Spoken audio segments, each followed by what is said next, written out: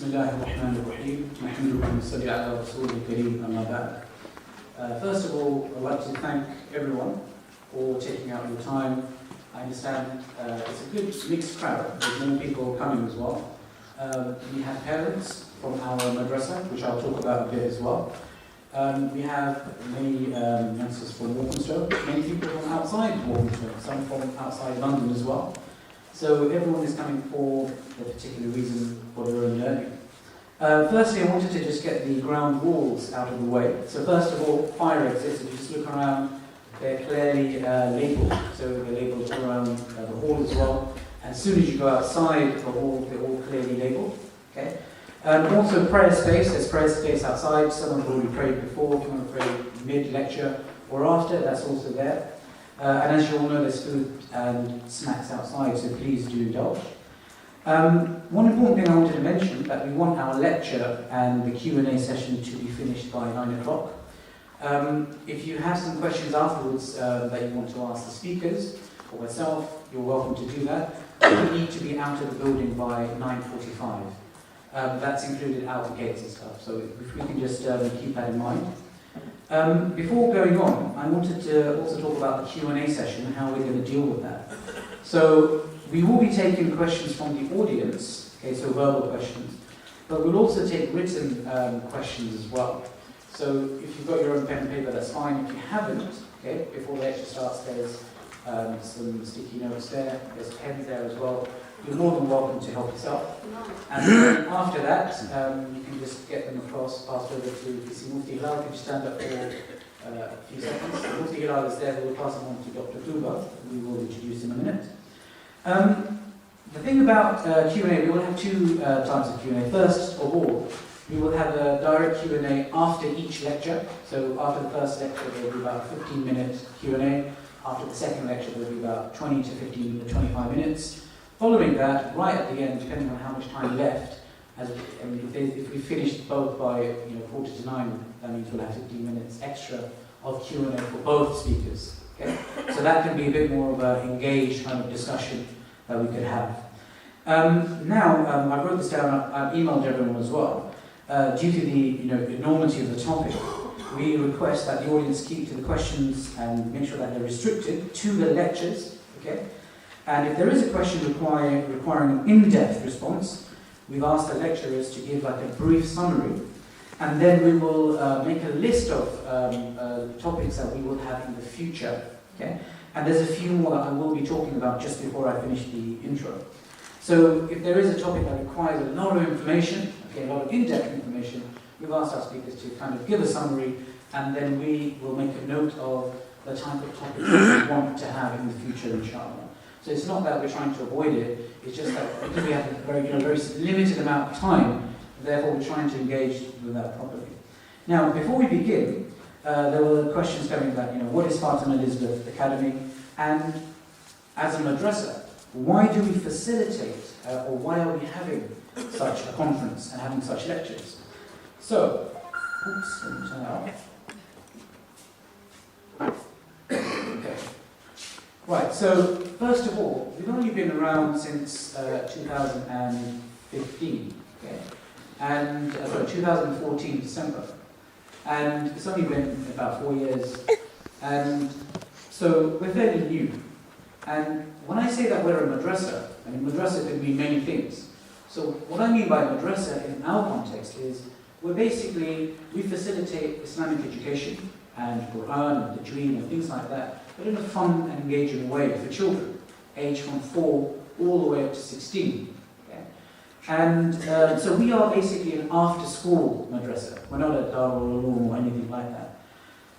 So that's us, and we've named our madrasa Fatima Elizabeth after one of the very first converts during the Victorian period. And she went through a lot of struggle, a lot of strife, and she accepted Islam. During the Victorian era, she went through a lot of sacrifices. So therefore, there were a few other things that we wanted to, bring her name to life. And we've taken a few things from her life and embedded them in our philosophy. Now, one of the things about our madrasa that I want to talk about very briefly is the philosophy. That we keep at the fore of our philosophy the transformation of hearts and minds. Okay? So at times we feel that when we look at mainstream education, it's the focus on minds, okay? Or to be precise, it's more about how to pass your exams, okay, and how to take tests. However, we wanted to focus on both, okay? The understanding, the mind, but the heart, the spiritual aspect, but at the same time, the mind. Because if your mind is confused, okay, if your mind cannot understand certain realities, then that will have an impact on your spirituality.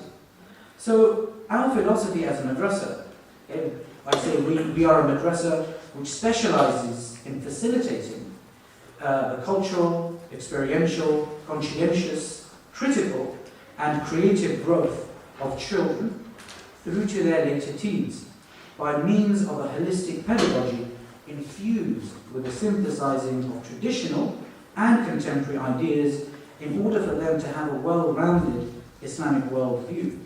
Now, as part of that, we felt that the lives that the teenagers that come to our madrasa are living, there's a lot of questions that they begin to ask. There's certain experiences that they go through, and again, they begin to question their faith.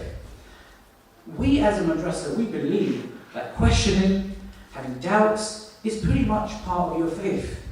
There was a companion who came to Prophet ﷺ, and he said, O Messenger of Allah, I have doubts. And to the nearest effect, Prophet ﷺ said that is the essence of faith. Because shaitan, we believe, is like a thief. Okay? But he is a thief of our faith and our iman. If there's a thief outside and he's got 2 rooms to choose from, he's only got 5 minutes, and he looks through the letterbox, and he sees through one of the letterbox, there's a smart TV, there's so good things, so many luxury, so many things he can pick at. He looks through the other letterbox, and there's hardly anything there. The carpet's torn, the wallpaper's falling apart. Which one will he choose? The one where he can take from. Okay? Similarly, with shaitan, he would attack those hearts where there is faith. Now, one of the means would be through these doubts. So, this lecture that we're having, we've already had a lecture before this, which Sheikh Uthman will talk about. It was on evolution and Islam. We are going to revisit this topic more broadly, inshallah, in January, which I'll talk about as well.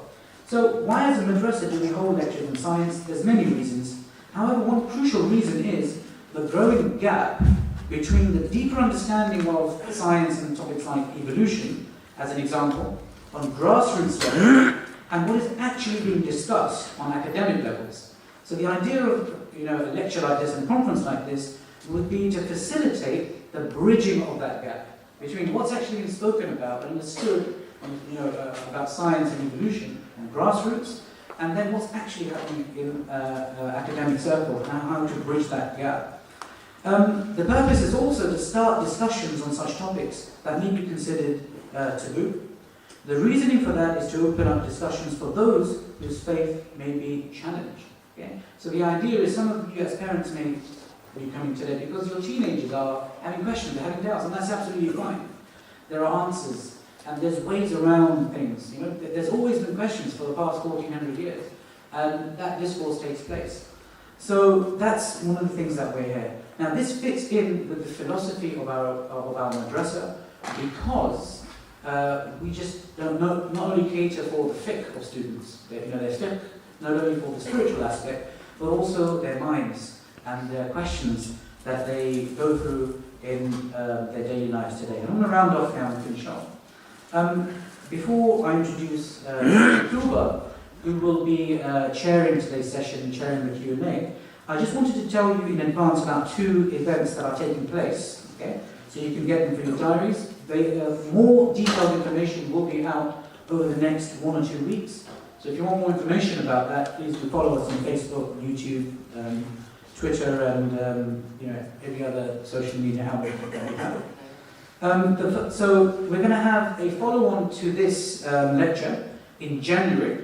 We haven't fixed the dates yet, but it will be the first week of January. And the topic and the conference will be on evolution, science, and Islam, where we'll have same speakers again, inshallah, and also potentially one more speaker. And they will go more broadly into the topic of evolution. Now, as a madrasa, we don't hold any particular view ourselves. Okay? But what we do want to do, as I mentioned before, is to facilitate for academics to come and Muslim academics and show us all the views out there, let us understand what they are, and then make our own decisions. So we're not trying to brainwash anyone.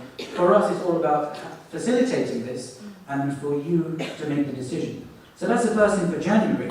The second thing, which is going to be more longer, more extensive, and that's during the Easter. There were 2 weeks of holiday during Easter. We're thinking of a 5-day extensive course. We change some of the details. 5 days, where we'll do like about 4 hours each day. We're trying to do like a 10-week module within those 5 days. Yeah, is that how it's going to? Okay. And the paper, and it's going to be on the philosophy of science and religion. And let me just tell you some of the modules that will be taught during that by Professor Shoaib, who's also here with us today. Introduction to philosophy of science and religion. Okay. Relating science and religion. Logic, because of deductive, inductive logic. Science and pseudoscience, the demarcation problem. The epistemology of science. Physics and theology, so that let me kind of bring Islam into this. Evolution and theology. Natural theology. Theology of nature. And then finally, the last section is on Islam and science. So, we will put out more details for that. Do sign up straight away. There's only going to be about 50 spaces for that, so it will be like lecture kind of based. However, there's going to be a lot of discourse discussion on that. Okay, so keep those 2 events for the future, inshallah. I was going to quickly summarize both lectures, but I think there's not much time left, so we'll allow them to do that. I'm going to ask Dr. Tuba to make her way to the front, inshallah, and she will introduce the lecturers to us and also take the Q&As as well, inshallah. Jazakallah khairan.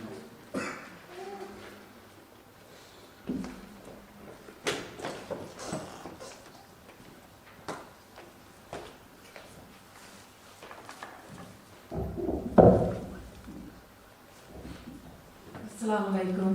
Alaikum assalam wa barakatuh. First of all, Jazakallah khair to Ustadh for asking me to chair this event. I can't stress how important having studied the social sciences at a senior level. So my PhD was in epidemiology and public health, and one of the things that we found was that it was very, very rare for someone to have a religion, let alone be of a specific religion. But there seems to be, among a lot of circles, a very fine, a very deep line which divides those who believe in the sciences versus those who believe in religion. Others will argue that it's a false dichotomy and the 2 can exist in the same space. So it's really, really important for us to have these sorts of conversations where there's a space to facilitate where the 2 can come together and what that fusion looks like.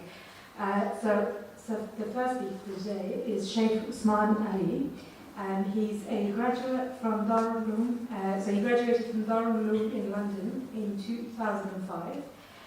He then went on to study biomedical sciences and obtained an MSc in hematology at the University of Westminster.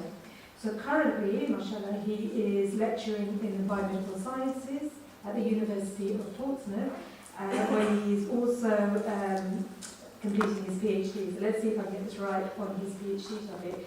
So he focuses on hematological solutions to intensive care medicine in collaboration with the NHS, and that's what forms part of the PhD. So what brings him here today, and his interests are the multiple explanations in Darwinian evolution, the scientific debate over the intelligent design theory, the Islamic concept of humanness between evolutionary science and or essentialist philosophy. He also has interests in the history and philosophy of science with a focus on biological evolution, Islam and atheism, and the interaction between scientific and religious discourse in the 21st century. And most importantly, above all, I think it's really important, as Ustadh also asked me to be very clear in mentioning that Sheikh Usman Ali is a member of the esteemed Disciple Club, which is a bicycle club that takes place on Saturday at Fatima Elizabeth Case Academy. And I think that trumps all of his achievements today. All right, over to you, Sheikh.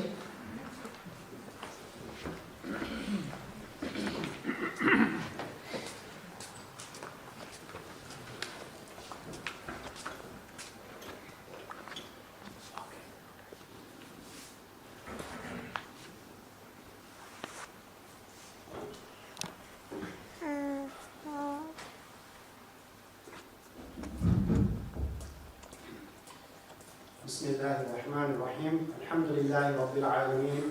Wassalatu wassalamu ala ashrafil anbiya'i wal mursaleen. Sayyidina Muhammadin wa ala alihi wa sahbihi ajma'een. Respected brothers and sisters, Assalamu alaikum wa rahmatullahi wa barakatuh. First and foremost, I would like to thank Fatima Elizabeth Cates Academy for inviting me to lecture on this topic of Islam and science. As Sheikh has mentioned, this is my second lecture. The first lecture is available on YouTube. You can check that under Fatima Elizabeth Cates Academy YouTube channel, also under my channel, which is Usman Ali. So that lecture was critiquing a scientific theory using science. Whereas today's lecture, inshallah, which I think is a very important topic, and it's a related topic, but this time, inshallah, I'll be talking at the interface between Islam and science. Whereas the previous lecture was more to do with a scientific topic where Islam was not brought into the subject matter. So I think this is a unique opportunity for myself and for all of us to critically engage the theme of today's conference, which is Islam, atheism, and science. Now you may think that Professor's lecture, which is on Islam and atheism, and my lecture, which is on Islam and science, are disconnected and two isolated themes. But let me tell you that that would be a wrong assumption. What the lecture the professor is doing is Islam's relationship with an ideology, which is atheism. And the lecture I'm doing is Islam's relationship with a methodology, which is science. Now the reason why I believe these are very, very intrinsically connected subjects is because the atheists of our time, they are using science as their epistemic justification for their case. So if we're to understand Islam and atheism, then we ought to also understand Islam's relationship with science, because that's the methodology atheists use to justify their case. So that's my beginning. Now I want to just go through the overview of my lecture, which I won't be able to cover today because of very restricted time. But as Sheikh mentioned, that we will be doing this over a series of lectures, so some of these topics will come in the next part of my lecture. So I might be able to cover just the first part, inshallah. Now the lecture will begin with Islamic worldview and classification of sciences, and next this will cover basic assumptions of Islamic empirical science, Islamic system of classifying sciences, and problems of Eurocentric worldview and Islamic reframing. Now, I think this is very important, that this part that initially when I designed this lecture, I decided to put this at the end and talk about the history and philosophy of science, so that if you can understand how scientists do science and what their philosophical assumptions are. But then I think to myself that if we don't understand our own paradigm, then what we'll end up in that problem where we understand what scientists are doing, but we don't understand what our narrative should be. So that's my first part of the lecture. Next, I will provide a historical overview of scientific activity with a particular focus on Islamic and Eurocentric worldviews. And in this part, I will show that empirical science developed during the Islamic Golden Age. And it was subsequently secularized by the Europeans. And this was done during the Age of Enlightenment and after the Age of Enlightenment, during the positivism and the post-positivism era. Post-positivism actually moved away from this type of narrative, but during the positivist era. So that's what the second part of the lecture will be. And the third part of the lecture will be on methodology of modern science. And in this part, I will move on to critiquing the scientific methodology that underpins contemporary accounts of science. And I will show that contemporary scientific methodology is not fixed and science has no timeless intrinsic rules. Now that doesn't mean that science has no laws of change. It means that science itself has no intrinsic method which is fixed. So over time these methods change, and there is no rule that precludes metaphysical discourse in science. So in the secularized atheist worldview, or atheistic or agnostic type of worldview, the science has got this metaphysical protective belt. And in the Islamic worldview, Islam will also have, science will also have a protective belt of its own. So that type of discourse is not precluded in the scientific methodology. Now, these are some of my basic assumptions of science when speaking from the Islamic worldview. Now, when we talk about science, science is not monopolized to any worldview, neither agnosticism, neither atheism, neither Islam. However, science arose from within the Islamic tradition. So science was pioneered, the method of science was pioneered by the Muslims. So we were the first civilization to think empirically and to apply empirical method into the education system. So the basic assumptions I have about science and its worldview is, firstly, science is a domain of study that explains habitual relationships amongst physical phenomena. Now, I've italicized the word habitual for a reason, and that reason is that the relationship between cause and effect, which is what scientists study. So when scientists do experiments, they study the relationship between cause and effect. That relationship between the cause and effect is not necessary.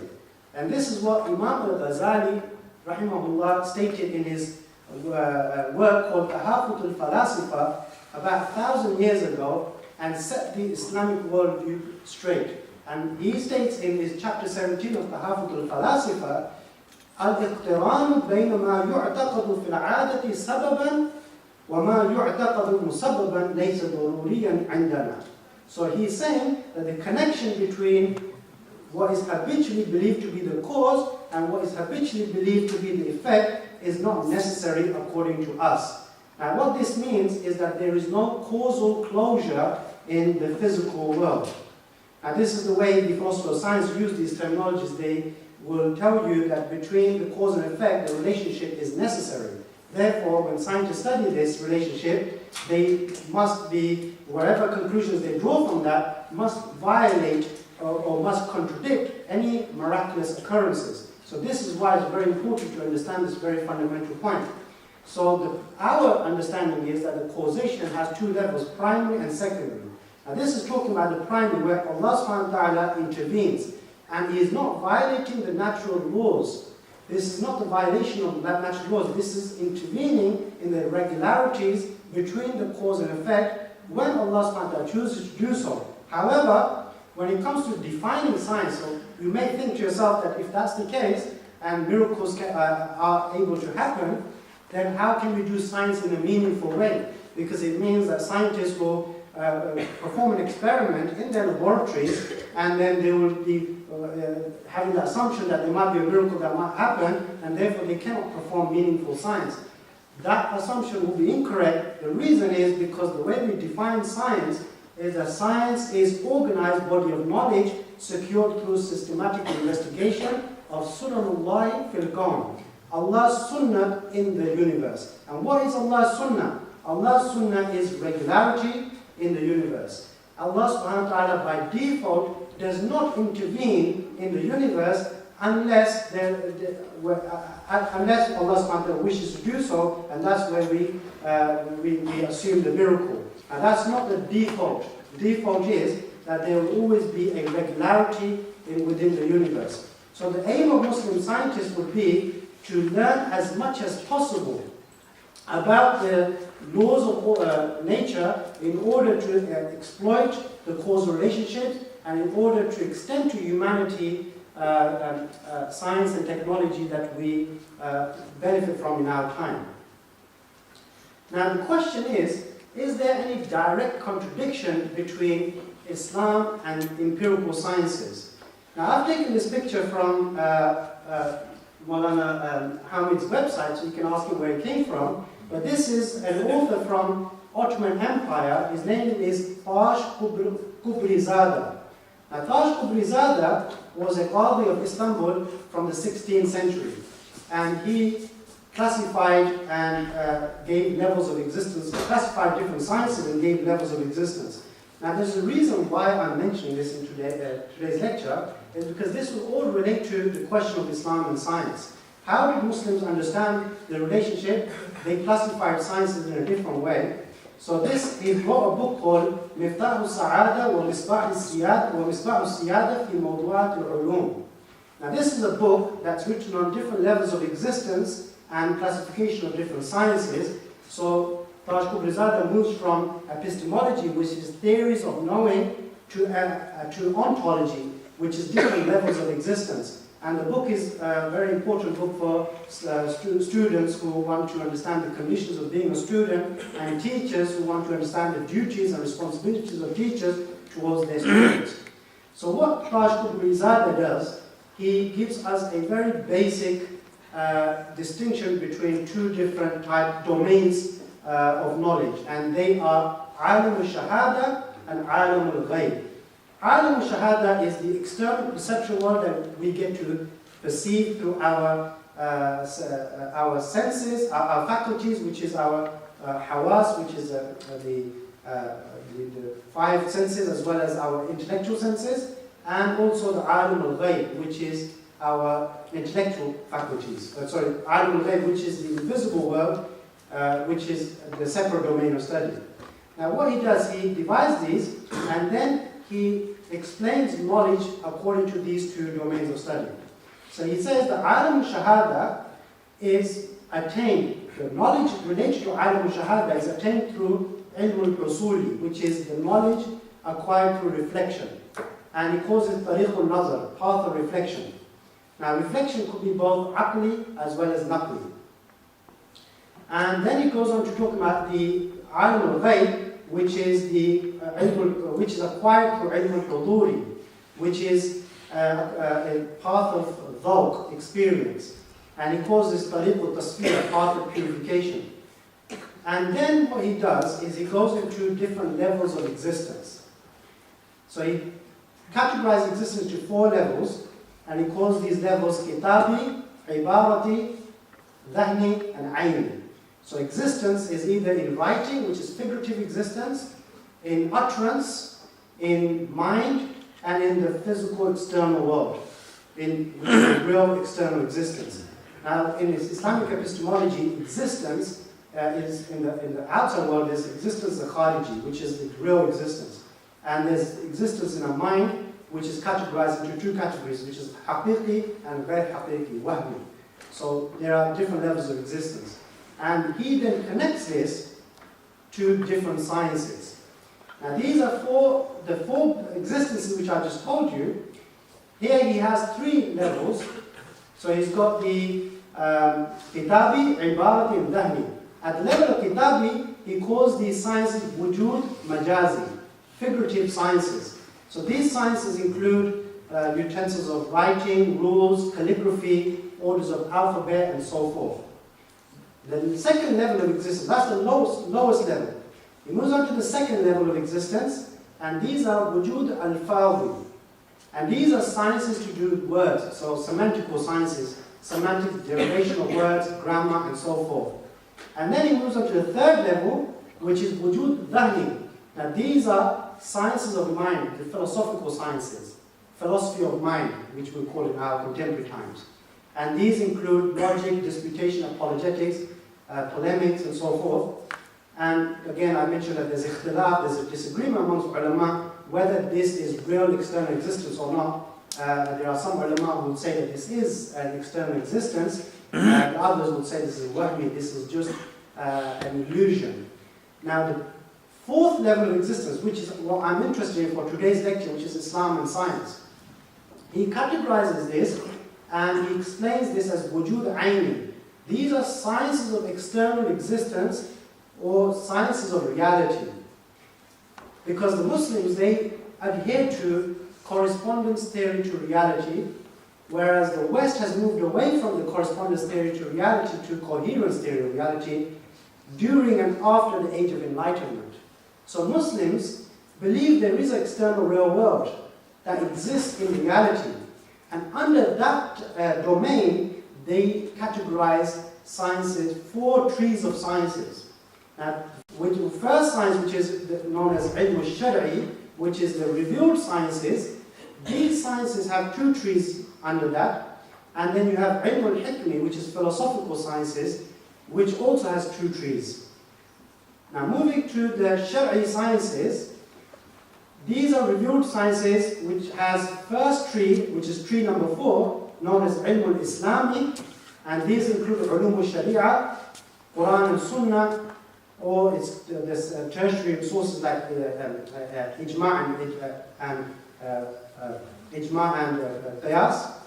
And under that will come also those sciences which deal with Aqli paradigm, so Aql to defend Naql, such as Ilm al-Kalam, which is a defensive mechanism within the Muslim sciences. And then comes the Ilm al-Tasawwuf, which is the sciences that acknowledge duality of human beings. So there's a physical realm known as Alam al-Ajsam, and there is a spiritual realm which is known as Alam al-Malakut. So, after this, now this is the point that really matches to the whole theme of my lecture. He then divides the Ilm al-Hikmi, which is the philosophical sciences, into 2 broad categories, and he calls them Hikmah Nazariya and Hikmah Amaliya. So this is tree 6 and tree 7. Now Hikmah Nazariya, I've highlighted green because they are the natural sciences. What we call in our contemporary time natural sciences is what Taj Qutb is calling Hikmah Nazariya. Now we can see that these sciences are the sciences of reality, and they come within the classification systems of Muslims. And under that he has Hikmah Amaliya, which are the political sciences, ethics, economics, leadership, governance, siyasa, and so forth.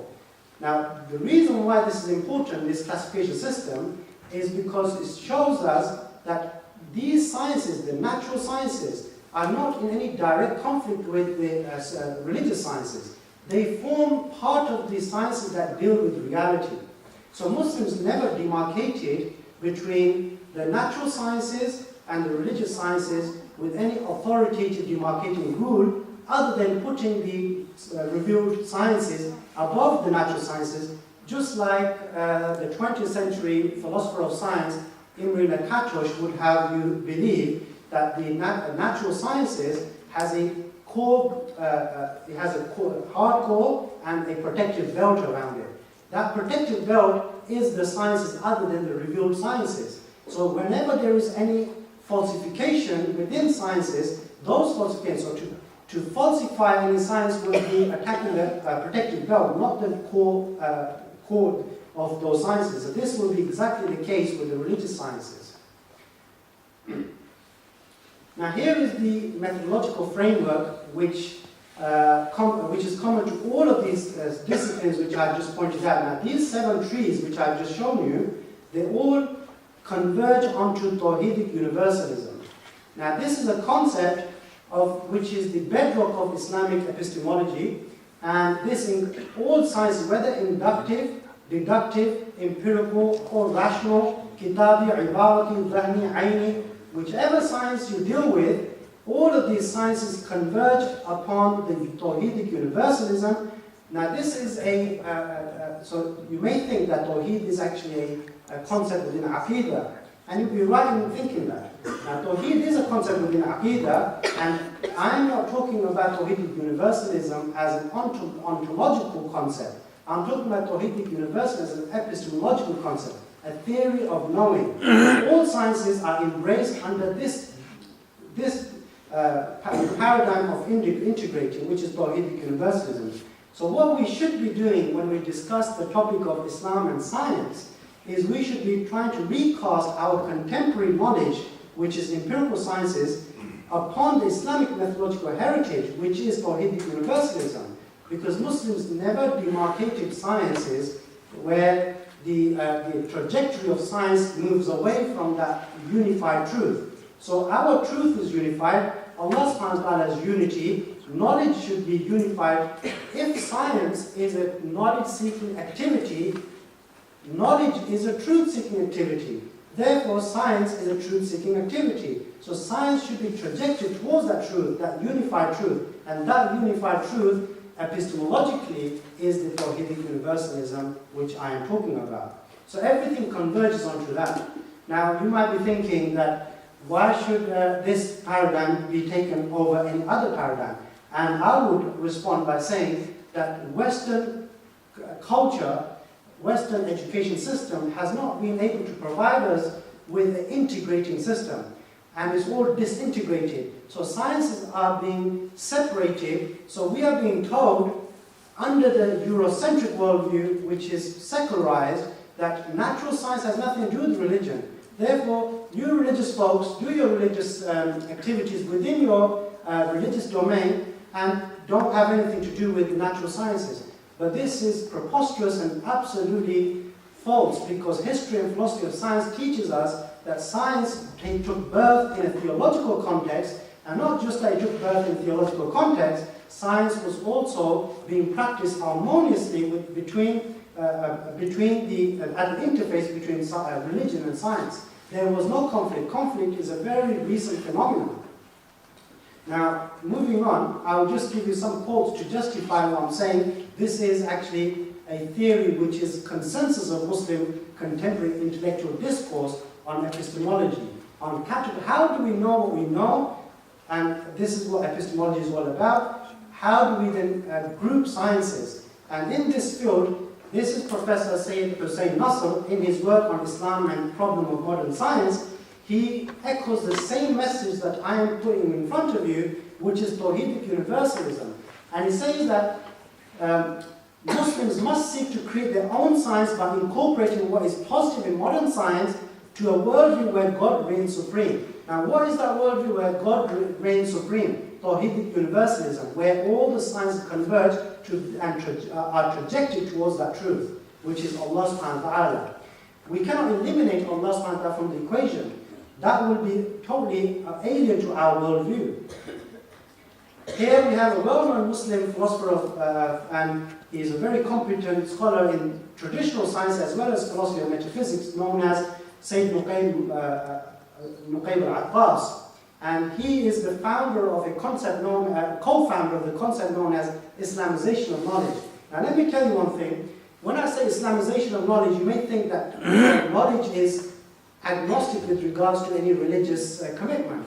So why Islamization? Why a process-driven activity going on with regards to religion and science interface? Well, let me tell you something. Science and religion work together, and the reason why we're having to Islamicize the concept is because Eurocentric worldview has segregated between the Islamic and the empirical sciences and made a demarcation. So we need to then make an activity, create an activity which tries to bring back that methodology, which is that Islam and science were not in any conflict methodologically speaking. Now worldviews will be in conflict, by the way. So our metaphysics, which I've shown you at the beginning, which does not take the causal relationship, does not take a necessary premise in the causal relationship, will be in direct conflict with the Eurocentric worldview where that relationship has been categorized as a necessary relationship. Of course, that will be different, but that's a metaphysical worldview. It's not science, empirical science, because empirically you cannot test that idea. So, Nuqayb al-Abbas, he proposes the Islamization of knowledge, and he talks about isolation infusion concept. And that's what he's talking about here. He says, knowledge must be imbued with Islamic elements and key concepts after the foreign elements and key concepts have been isolated from every branch. So you isolate the secular concepts from the empirical science, which are metaphysical concepts, not core element of empirical science, and you re-infuse our methodological heritage and our principles, our values, our ethics, our metaphysical worldview. Then there is no conflict. So conflict is with that metaphysical worldview in the European context. You take that away and you infuse the Islamic worldview, there shouldn't be a conflict. Now here we have a Mufti Taqi Uthmani, who served as a judge on federal Sharia court in Pakistan and is one of the prominent scholars with the title of Shaykh al-Islam. He wrote an article known as Structure of Our Education System, and he makes the same complaint as Sayyid Nuqayb al-Abbas and Hussein Nasr has made. And he says that Pakistan needs a single and integrated education platform. Now that's mimicking exactly what Tawhidic universalism is all about. Our education system should include teachings of all worldly and divine aspects. So there shouldn't be an education system where you go to madrasa and you've got nothing to do with empirical sciences. Madrasa should be dealing with this. Likewise, our universities, our secular domain should not be secularized with a Eurocentric belt of metaphysics. It should also be dealing with the Islamic concepts. So it should be integrated. And what is a single and integrated platform that Mufti Taqi Uthman is talking about? This is the Tawhidic universalism that I'm talking about. Now, here we have Iqbal, is known as Allama Iqbal, a poet of Mashriq. So he talks about empirical science, and the reason why I brought this quote up is to show that our universal epistemology should include empirical sciences, because empirical sciences are not foreign to our culture and our religion. And he says, I believe that empirical science, association with the visible, is an indispensable stage in the life of contemplation. So empirical sciences cannot be excluded from our religion, because it is our innate activity. Quran has a general empirical attitude. In a lot of verses in the Quran, Allah subhanahu wa ta'ala invokes mankind to contemplate and to experience the world. Now, if we're going to remove that, we've removed a significant part of our Quranic paradigm from Islam. So empirical science is intrinsic to Islam, and we should use it's an indispensable stage in Muslim contemplation. Now, I'll conclude on this, inshallah. So, I want to now just point out the problems of Eurocentric worldview. Now, the empirical methodology, as I just mentioned, is innately good. So, there is no problem between Islam and science when it comes to the core aspects and the basic elements of empirical methodology. The problems lie in the manner and context of its use, which is what I call Eurocentric worldview. Now, the Eurocentric worldview has introduced several problems into empirical sciences. Firstly, bias due to a priori assumptions. Now, what I mean by that, and I'll explain, a priori assumptions, I mean that without any empirically grounded rules, they've introduced into empirical sciences rules that you must follow, and if you are to follow those rules, then naturally you will preclude supernatural or metaphysical discourses within science. Now, supernatural metaphysical discourse has bearing on scientific questions. When scientists do science, they do science at three different levels. One, there are accepted theories. Secondly, there are theories which they use, like engineers, they use theories to make bridges, for example. So these are theories they use. And there's a third level, which is theories they pursue. Now, theories they pursue have bearing on supernatural metaphysical questions that cannot be excluded from scientific activity. So they have an a priori commitment towards methodological naturalism, which is a rule that science is methodologically restricted to naturalism, which is physical phenomena. And if that is the case, then how do we justify this methodological naturalism rule in science? There are two different categories of methodological naturalism. One is that science has an intrinsic property of naturalism, methodological naturalism, this intrinsic rule of science. The second category is that science is pragmatically methodologically naturalistic, but the history and philosophy of science has taught us that science cannot keep any single method, therefore these methods will change in due course. Now that's the method Muslims should be adopting. And the reason why I say that is because if we adopt an intrinsic rule to be methodologically naturalistic, then we fall into this kind of very difficult situation that we are not allowed to have any discourses at the interface between Islam and science, between metaphysics and physics, that have bearing on the questions of life, the questions of our existence, because we've set a rule that creates barrier between us and them. Now that's the first Eurocentric worldview that's very problematic for us. So they had an a priori commitment to methodological naturalism, and they introduced into the scientific method these rules. And guess what? These rules took birth in a post-Darwinian world. So before Darwin, methodological naturalism, if we read the history, such a rule didn't exist in Ibn Haytham's time. Such a rule didn't exist in Ibn Shatir's time. Muslim scientists have been doing science for centuries without having these rules put there to prevent them to ask questions which are at the interface between science and religion, because there are rules preventing them from doing that. Such a thing never happened. This is a modern phenomenon, and it's a phenomenon to facilitate secularization of our education system.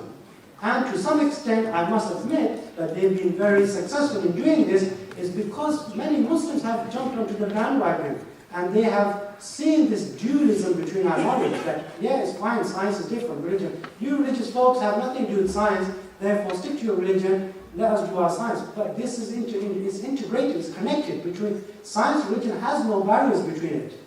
Now, second thing, assertion that only empirical knowledge is valid. So this is a Eurocentric problem as well. Now, in the positivism time, have I gone over time? No, 5 minutes. Okay, I'll finish off that.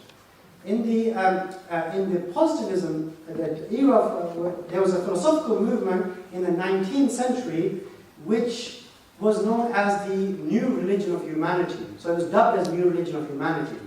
And this movement was called positivism.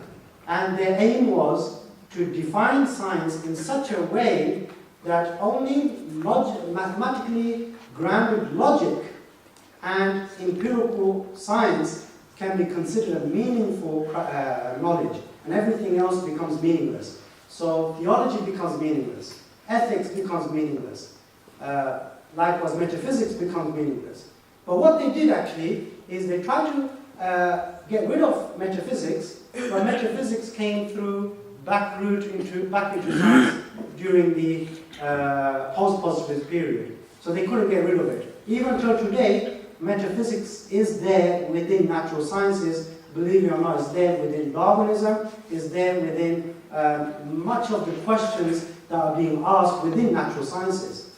It's not been eradicated. So this is another problem, that the only empirical knowledge is valid, and they have set criterion like known as verificationism, that only allowed into science those things which are verified and are verifiable, and this meant that only metaphysics, logic, mathematics was allowed into science, and everything else became meaningless. Thirdly, arrogance, not acknowledging limitations. So limitations in what sense? Now, the logical positivist movement, which set criteria to rule out metaphysics and theology, they did not emphasize the limits of aql, our intellect. And we had problems before that, like the problem of induction. You take finite observations and you make generalizations. What if your finite observations missed on a very critical detail? Now, scientists make these finite observations, and this is called induction. So they induce from finite observations generalizations. This is what scientists do. They combine induction and deduction within their methodology, but primarily that's what they're doing. Now that has problems, because what if your finite observations do not meet the criteria? It's not a universal criteria. What if it's mistaken? So, for example, if European scientists go out and start looking for swans, and all swans in Europe are white, and they make an induction from that all swans are white as a general rule, they take a flight and go to Australia, and in the coast of Australia they find a black swan. Their rules violated. So these are kind of problems of induction, which is limitation of our aql, that they did not emphasize. So this led to arrogance. Fourthly, reductionism. Now this is a very important one, because reductionism is almost synonymous with materialism. So they reduce everything to physical phenomena. Now they're dealing with parts, which is material world, and missing the whole. So the Tawhidic universalism, the diagram I showed you, it's not reductionist approach. it's a holistic approach. It integrates the spiritual dimensions of mankind. It integrates the metaphysical dimensions. However, the modern science without fully empirically grounded justifications does not accept metaphysical realm, and therefore they become reductionists. So they lack an integrating paradigm. And these are the solutions, and I'll finish on this inshallah. So they do not, the Muslims, how do we reframe the empirical science? We acknowledge wide but finite frontiers of knowledge. So there is no intrinsic rule which prevents scientists from discussing metaphysical discourse. There is no intrinsic dualism in knowledge.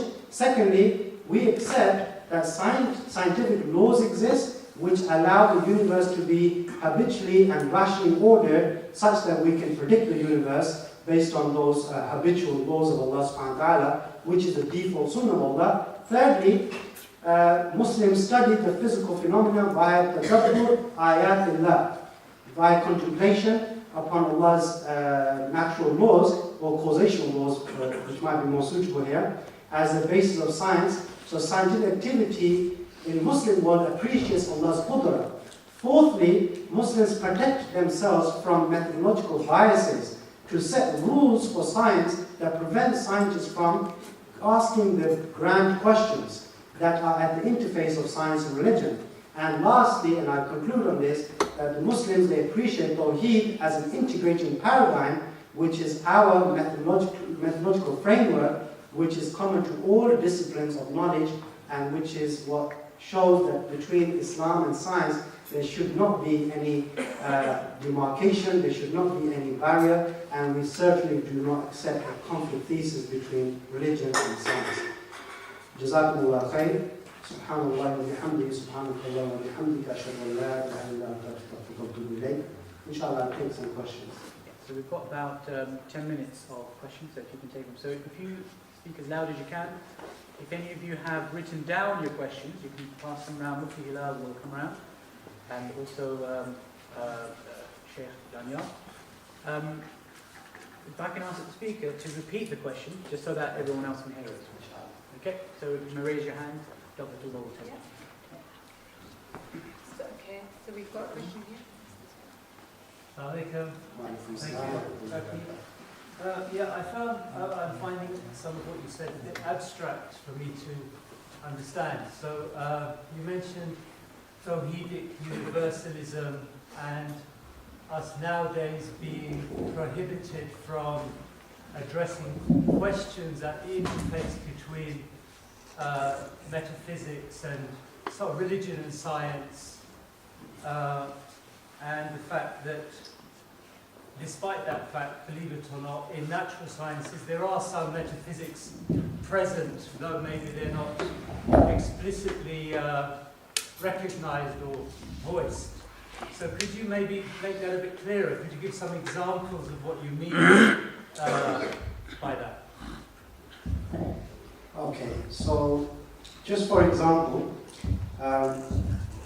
you'll be aware, like Karl Popper. Could you summarize that question for everyone else? Okay, the brothers asked for examples to the concepts that I've discussed today, and examples where natural sciences introduce metaphysical concepts. Is that the... Yes, and what we mean by questions that lie at the interface of religion and science that we aren't allowed to question. We can't raise them now because of the current paradigm. So brothers ask questions that lie in the natural sciences which prevent us from raising religious questions. Now what I'll do is I'll just give one example where this kind of questions are asked, and if religion tries to ask similar questions, then rules are put in place, and those rules are not airtight rules. Those rules, they are very flimsy rules. Those rules do not reflect the history and philosophy of science. And I give that example would be the question of origin of life. Now in this field of study, which is known as the abiogenesis, so from the chemical world to life, we are asked, science asks many questions, and when religion tries to give an alternative explanation using similar paradigm as science, then rules are put in place to prevent religion from doing that, and those rules are relatively recent rules, because in the history of scientific activity, those rules were never there. So, and I don't, I'm going to give this an example, but that doesn't mean that I adhere to this myself, like intelligent design movement. Intelligent design is a Christian think tank, and they asked a similar question as what neo-Darwinists will be asking. But neo-Darwinists will set rules and put those rules in place that inferential reasoning that intelligent design proponents will use will be prevented.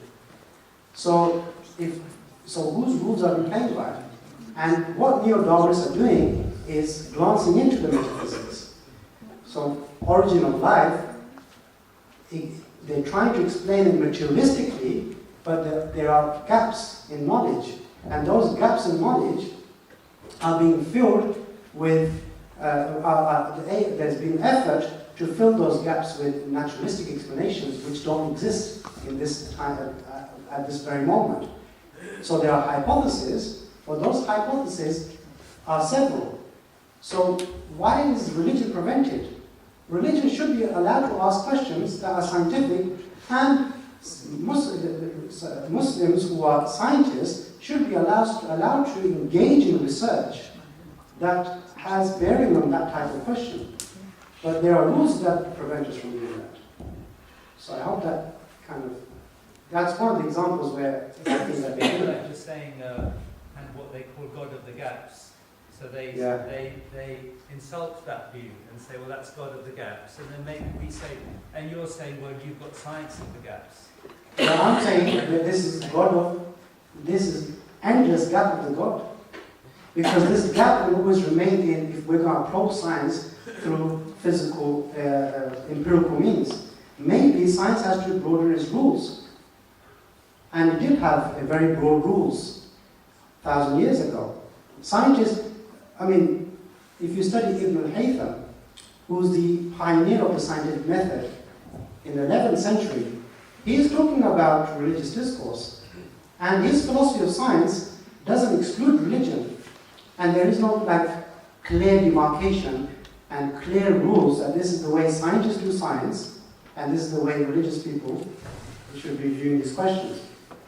That type of thing is a very modern phenomenon. So the God of the gaps, I would say that this is an endless gap if you're going to approach it through empirical. But if you're going to allow, because I think what's happening is that we're living at a time where we've moved away from the Aristotelian science, we've moved away from Cartesian science, we've moved away from Newtonian science, and those sciences accepted dualism in nature. So physical world and metaphysical world were existed as two different domains of existence. We've now entered more around about 19th or 20th century in the age of materialism, where only material world is seen as reality, and this demarcation and this divide between material and body, mind, and material and non-material is frowned upon. But it may be that, and that's probably one of the reasons why Europe has sunk into this age of post-positivism, because they can't give explanations. So what they've become is fallibilists. We don't have an answer, therefore we're going to keep the knowledge we have, but what we'll do is we will just make conjectures. And our conjectures are valid until proven otherwise. But the problem is you haven't got certitude, you haven't got certainty. And maybe the reason why you're not achieving that certainty is because you're not incorporating the other dimensions of life, which is metaphysical dimensions. I'm going to have to interrupt you. Can I go further? Okay. So I'm going to have to be a bit strict with our speaker. He's very passionate about his topic, so the answers are longer than I'm now going to allow. So what I'm going to say is I'm going to take minutes, right, and then you can answer them. That makes sense, yeah? Okay, so we've got one question here. Can neuroscientific explanations for consciousness, the self, be looked at within an integrated paradigm? And is there anyone else that has a question at the moment? Okay, could you say your question? Yeah. Yeah, I want to know why should religion be involved in scientific affairs? Let's use the example of biogenesis, you said, right? Yeah. Religion asking the certain questions won't reveal a scientific answer. It won't tell you what chemicals are involved or what molecules are involved. So why do you actually want religion interfering and asking these questions? Okay. And yes? Yeah, how do we take this discussion and actually bring it into everyday life to prevent what one of the issues that was mentioned was like the secularization of the Muslim mindset? Because much of this actually permeates everyday life discussions. If you even take the discussion about hijab and niqab, that's constantly in the media. When asked, a Muslim woman answers why she covers and it's related to the belief in God, it's immediately rubbished as an unintellectual discussion because it's to do with something that cannot be proven. The premise is already set and it directs that discussion towards something that is unintelligent and doesn't need to be engaged with. So this discussion, even though we're having it at a higher level, it does permeate so much of what's going on today, and behind it is this sort of move to secularize, this extreme atheism, to take God out of the equation. So I wanted to ask you to, bring this to how everyday level, how do we sort of counteract this within the madaris, schools, communities, so we can actually be more proactive at challenging the mindset with our younger generation and community. Okay. Can neuroscience explanations of consciousness be looked at within an integrated paradigm? Yes, definitely. Because that's the field of study, I think, where body-mind dualism can be appreciated. Because other fields of study don't really appreciate this body-mind dualism as much as the field of neuroscience. So I would say yes to that. The question brother was asking in front was, why should religion ask the questions to do with the origin of life? They're just scientific questions. Scientific questions. If you're looking for scientific answers, yeah, you're probably not going to get scientific answers if you're asking the question. So it's a very good question. The question, there's two ways to answer this. One is iltizami and the other is tahqiqi. Rhetorical question and a question based on research. Now, I would ask the question, what is science? What demarcates science from non-science? Philosophers of science have been making this effort for more than 100 years with very little success. We've had Karl Popper give a criteria, we've had Thomas Kuhn give a criteria, we've had Henri Lakatos give a criteria, we've had Paul Feyerabend who talks about methodological pluralism, anything goes attitude. So anything goes. There is, and we move on, we've had Larry Loudon who says the question of demarcating science and non-science is a pseudo problem because there is no demarcation between the two subjects. So it's not to undermine the question, it's to say that why science, we're coming from that way of thinking that science has exclusivity and hegemony over nature, physical nature, and religion should only be marginalized to a metaphysical discourse. But my contention with that is that religion is not as Europeans have understood religion. Europeans have understood religion differently to how Muslims have experienced religion. Our worldview does not segregate between church and state. Our worldview is a way of life. Eurocentric worldview, there is a reason why we established that way, because I'll give you one example only. Giordano Bruno was burnt alive by the authorities. 1600 is the year for holding to the view that there is life on other planets. And guess what? 300-400 years before that, Fakhruddin al-Razi, rahimahullah, had written in his kitab known as Mafatih al-Ghayb that there is a possibility that life exists on the other planets, extracting from Alhamdulillahi Rabbil Alameen. The word Alameen is used in plural, and from that he extracts that there may actually be life.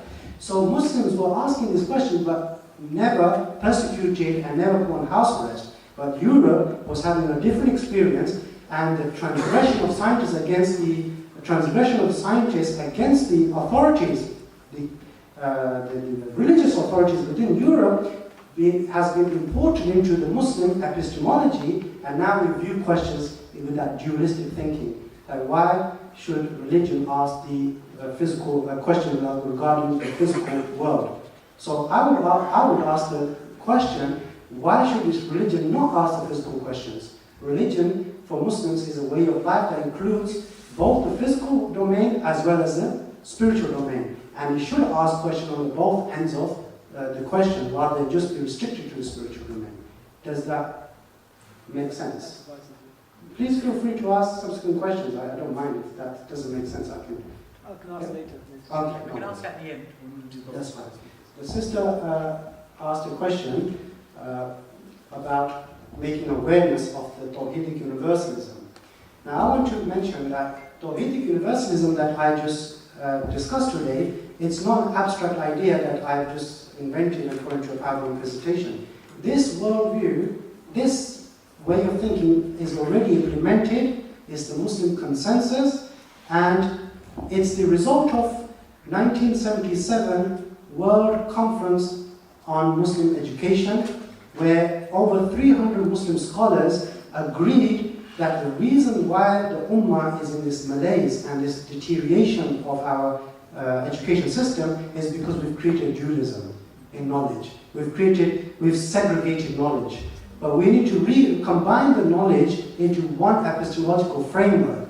And what they then did, one government decided to take this on board, and that was the Malaysian government, and Malaysia implemented this Tawhidic universalism in the International University of Malaysia. It's the International Islamic University of Malaysia. Now the courses offered by this university implement Tawhidic universalism. Now their MBBS doctors study Islamic ethics and Islamic metaphysics, and they have to take courses on Islamic principles, values and attitudes when they are doing their medical degrees. And natural sciences are not, it's arbitrarily they are segregated because that's a different domain of study to physical sciences, so theological sciences, but the demarcation is considered as arbitrary only and not fixed. We will have more Q&A at the end of both lectures, so we can inshallah move on to. Can we have a round of mashallah for Dr.